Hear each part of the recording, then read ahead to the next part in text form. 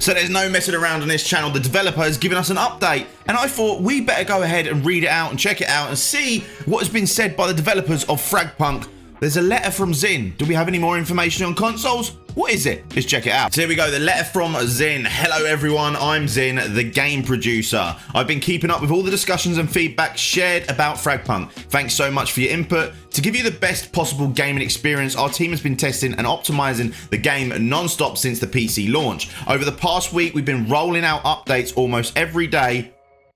Very interesting. I didn't know they've been rolling out updates every day. I know we've been having updates while we've been on the game, so I don't know how they're doing that. Normally there's like going down for maintenance, but they've been rolling them out live while we're on the game. That's crazy. These updates and optimizations are all thanks to our team's strong commitment to your feedback. We truly value your opinions. We hope to stay closely connected with all of you, and that's the reason I'm writing this column today. Now, let me walk you through the latest optimizations and adjustments.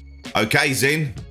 So is this basically going to give us some information about what happened in the patch notes and going a little bit deeper into what they are? Because they were pretty vague. So by looking at the first section here, Q1 Footstep sound optimization, it looks like we're getting that. So we did obviously know that they've done a Footstep audio update, but we didn't know what it was. So here we go.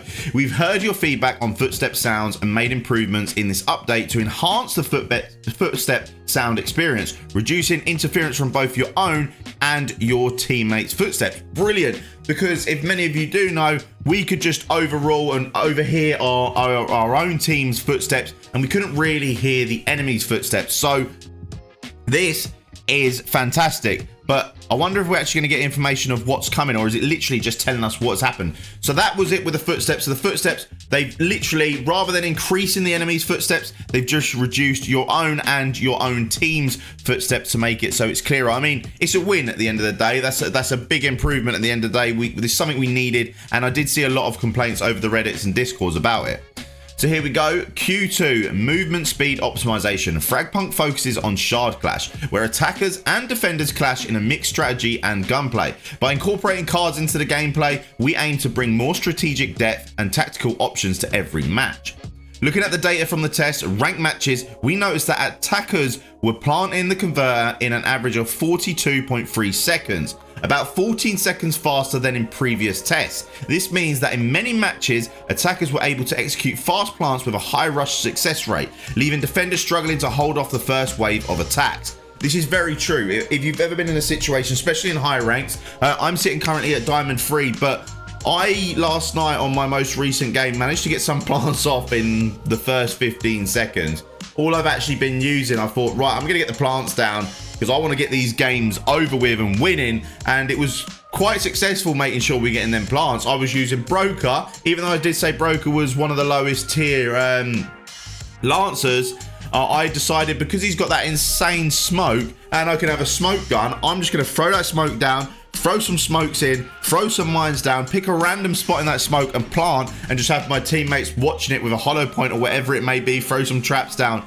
It was so easy to get off some of these plants. It was unreal. So yeah, let's see what they've done. We've worked on the issue from several angles during the time between the closed alpha and the PC launch, such as expanding map size and reducing the effectiveness of jump shots by increasing bullet spread while jumping and shooting. This makes sense because every time I've jumped and tried taking a shot with a sniper, the bloom is unreal and it goes crazy. However, the person who's watching a person jump peeking has always managed to land some decent shots.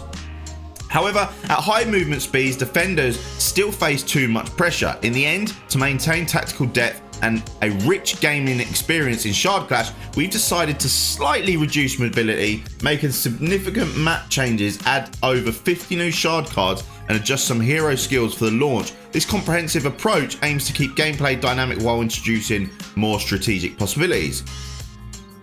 I'm confused with this, because here we're saying that they've reduced movement speed, but didn't we just have a patch where they increased movement speed, or did they reduce it? Guys, let me know in the comments down below. Was the movement speed reduced or increased? Because this is very contradicting with what they said. They said they've increased the speed. Now here they're saying they've reduced the speed. This was released literally late yesterday. Moving on to the next one. So the next slide we've got here, after the launch, we received a lot of feedback. Oh, it's moving on to the same question. Okay, so the question hadn't ended. After the launch, we received a lot of feedback and suggestions. We understand that even the smallest changes can have big impact on the player experience in an FPS game. Because of this, the team has been very cautious with any adjustments to the values. After extensive testing, we found that there was room to fine-tune movement speed, so we've increased the weapon movement speed, with some machine guns and shotguns getting the biggest boost. We've also made adjustments to other weapons based on their in-game performance.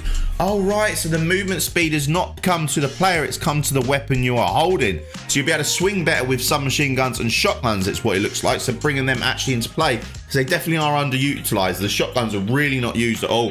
And the some machine guns, I don't know, it's not really a gun I'd go for. I'd probably go for the LMG or the ARs over them, but just because the LMGs and that you could do some pretty cool stuff with.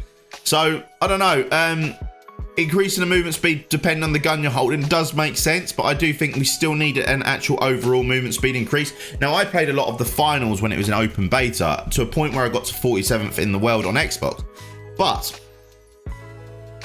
when the game fully released, I really disliked the finals. In the beta, I loved it.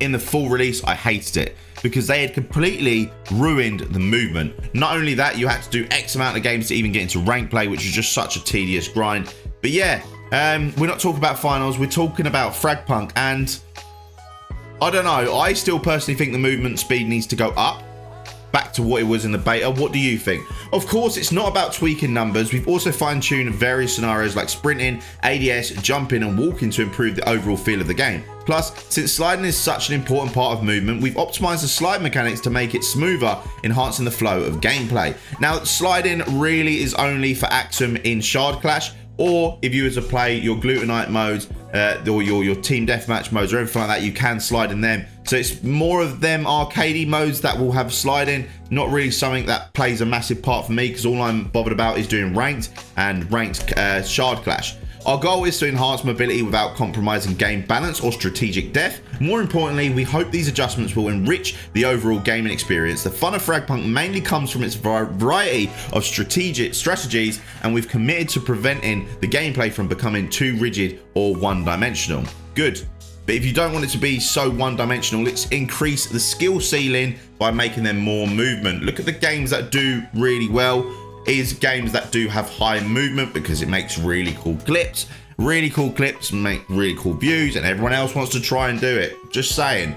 Then we go over to balance optimization, Q3. Additionally, we've made balance adjustments to certain characters, shard cards, and secondary weapons. For example, we've increased Corona's blinding range and Jaguar's detection range. So going on that, Corona's blinding range, great. Corona was already a really good lancer, but he was underused, but he was a really good lancer. Those who use him really could capitalize on him. So like some Myth, people with an insane shot, because you are so rushy, so fast, people couldn't even track you. On console, Corona is going to be really strong, because most people have their sensitivity so low that a Corona dash, you will not be able to track them quick enough. Whereas on PC, you still can track them. So console players, when the console does drop, Corona's probably going to be S+ tier. But then they also did increase Jaguar's detection range. Now they did increase his detection range, but they also said apparently they've increased his wave, so you can see from further away the wave. I haven't seen any improvements on that. But the detection's cool. At least you can see them. If you manage to trap them in your smoke, you can see them. Or if you're smoking up an area and you go to plant a bomb, or you're going to push an area and you're looking into A or B, but you can stand by the wall and go, yeah, this site's got someone on it, or it's got no one on it, let's plant. You know, so it can give you vital information, but yet again, it comes to a point of you need a team, because if you don't have a team, them kind of things are really useless, because no one's going to really know. I mean, I can shout out down the mic, but people are going to listen. It's one of those. So optimize the collision of nitro shields and remove some problematic casting spots. This is true. Nitro was getting a bit comfortable with most of us. I did some nitro peak positions and spots. A lot of them have been nerfed, guys. I know that Nitro now is not as OP as she was before. I'm going to be trying to find all the best spots, and I'm going to compile it into one video of all Nitro spots that are left remaining that we know of where we can put her walls to make maximum opportunities possible. I'm going to be doing a video on that, so do stay tuned. I am sorry to all of those who did get nerfed. But yeah, then they've done, they have reduced burner ammo from 2 shots to 1. This is crazy, you know, because burners were really good for defense, especially as we've seen in the previous slide that we had here, that attackers can plant super quick. By having 2 burners, you could stall that plant by quite a significant amount. But now we only have 1 shot, it makes it really difficult. But one tip that is going to be coming in my new tip video, guys, is you get so many pistols, way more pistols than you do rounds. Buy 2 pistols at the start, buy 1, drop it, fire off 1 fire, pick up the other burner. There you go, you got another burn. So you've still got 2 burns. Essentially, that's what I would be doing. That is what I have been doing. Lowered big head zoom multiplier, decreased Infernal Hound's HP, and adjusted the point cost of several shard cards. Overall, our goal is to create a more balanced gameplay experience for everyone. Great. I do, however, think that the Infernal Hounds having the decreased HP from like 100 and something down to 50 or 30 was not that good. Why? Because I actually didn't like the Infernal Hounds, because if I pick that card, if you heard the feed, makes this really scuttering noise. And it was actually a weakness to have it, because everyone could hear where you were. The only good thing is it worked in both ways. It found out where the enemy were, but it also revealed your position. So I didn't actually like it. Let me know your thoughts on the Infernal Hounds. But yeah, I didn't like it even if I had it. So whatever, I'm not going to be picking it anyway. And adjusted the point cost of several cards, like they said.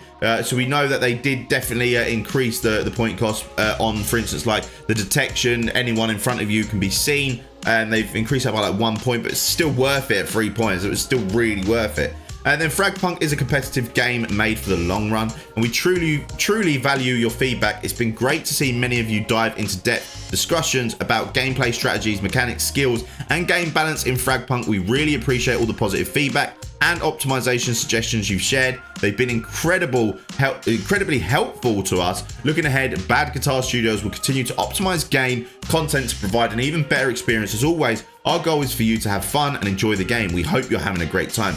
So guys, make sure, like they said there, give them feedback. Guys, let me know everything that you think needs changing or adding to FragPunk in the comments down below, because I'm in a creator program and I'm sharing all of this feedback. So we want to try and get the feedbacks to the developers a bit quicker. All of the best suggestions down below. Make sure you like the suggestions that you think should be added or removed down below, and I will present them all to whoever I can get in touch with. And let's see if we can make this game even better than where it is. And I know a lot of you are probably going to say, when's it coming out on console? I want it to come out of console more than anyone. Honestly, I do not play games on PC. I play games on Xbox. And this game is not on Xbox. It was, I played the beta and I loved it. And that's the only reason I'm sticking around and playing it on PC. I've got over like 70 hours, so a lot of hours. But I do want it on console as much as most of you, and if not more than most of you, so I can make more content and actually have a decent shot, because on mouse and keyboard, if you know me and you know anyone, if you go from console to mouse and keyboard, oh, the learning curve is steep.